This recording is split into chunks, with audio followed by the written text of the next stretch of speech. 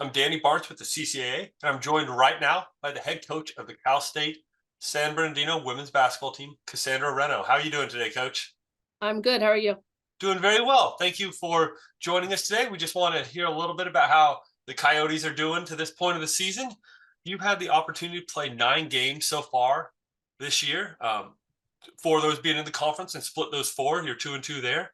But you opened up the year with 6 games on the road. Could you tell me just a little bit about maybe that first half of the year and how it was being away for so long from San Bernardino?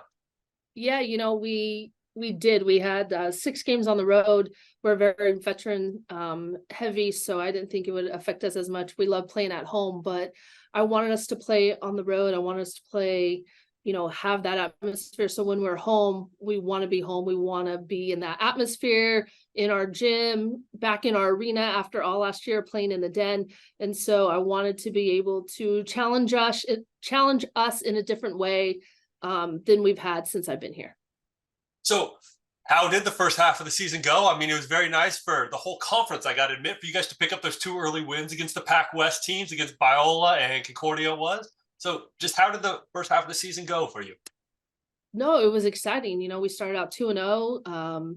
We were hyped. We were great. Hit a couple of bumps, coming back into things. But we got our stride back during finals, right before finals, with the 2 conference wins for us, which was great.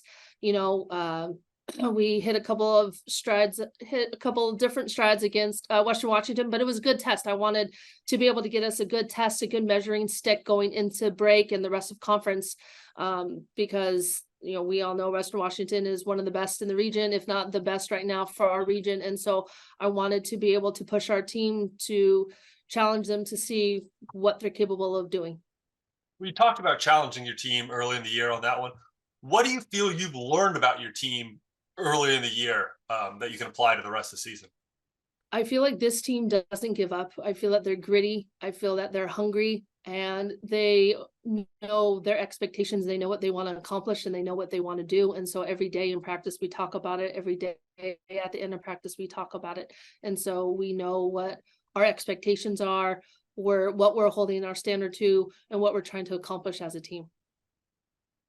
This is probably a little bit more technical, going into more of the true basketball on the court stuff. But what are some of the strengths of your team if somebody else were to be scouting your team? Kind of the 1 or 2 strengths they would say. I think that we push and we get a stop, we get a deflection, anything in defense. We talk about it is our defense ignites our offense. I think that those are something that we push really well in transition, and we want to get it and we want to go.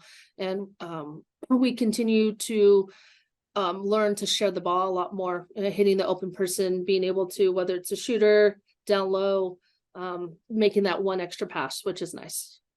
And even as you're talking about that one, the numbers kind of back it up with you right there. As I'm looking, you guys are second in the league in steals right now with 11.4 steals per game. And probably the number that almost every coach wants more than anything else, turnover margin. You guys are almost +5 on that one, which is almost 0.8 but better than anybody else in the conference. So what's adding to those numbers as well? I think just them understanding the concept of like we get these stops, we can go score. Like we got to be able to feed and challenge what drives us and what's going to make us successful. So I think those are the focuses that we keep challenging our team on individually, collectively, and then just keep striding for that greatness that we want to have. Great. So you've obviously had a chance to come together now to this point on this season. Has anything surprised you from kind of game 1 to game now, or is it just what has surprised you? I think the more depth we have on the bench this year, I think that we have a lot more pieces this year, a lot more strengths, especially within our offense. So we have that bench scoring, which has been great for us. I think being able to know when we can keep people in longer than normal, being able to have a deeper depth rotation has been very nice this year for us. One other part that I noticed on your schedule, as you're going through, you guys had 3 games so far decided by 2 possessions or less. Tell me, I know, let's be honest to each other, unfortunately, you guys are 1-2 in those games, but just how good is it for your team to go through those tests early in the year and get results on both sides of that ball? Yeah, I think it continues to show maturity. It shows experience. It shows the calmness. It shows that mental toughness that we also talk about. And it's just practice. It's just the second nature of like, believing like, I'm going to do it. We're going to get this win. We're going to end the game and it's going to be done. And so just those mentalities, we talk about mentality. We talk about a mindset. We talk about, second nature all the time, what it feels like. So all those little things for us. Good. Oh, great stuff. Thank you very much for that insight. Just always want to hear, like you said, a little bit more than what goes into the numbers on that one. So I got 5 final questions for you. These are my rapid fire ones. We just want to hear a little bit. It'll just be quick. We want to hear a little bit more about the team and a little bit more about you. So who is your best one-on-one perimeter defender? Ooh, Jada Jackson. Who is your best rebounder? Destiny Jackson. Okay. Would you rather score 90 or hold a team below 50? You get a win either way. Hold a team below 50. Okay. What is your favorite practice drill? Ooh, that's a tough one. As a player, as a coach? I want both now that you open that can. Okay. As a player, I loved there's it's two names, but I always called it UCLA. As a player, it's 11-man. It's a 3-on-2 continuous drill. Okay. And then one that I always like to do with my team is, and they're probably going to be shocked, but it's a peer pressure drill. It's called 21s. Love it. Thank you. All right. When you go on the road, where's the toughest place to play in the CCAA? Humboldt.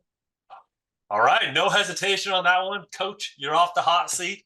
Thank you so much for just taking a little time and giving us a little insight and just, like I said, taking a couple minutes to give people an understanding of what's your team to this point on the season.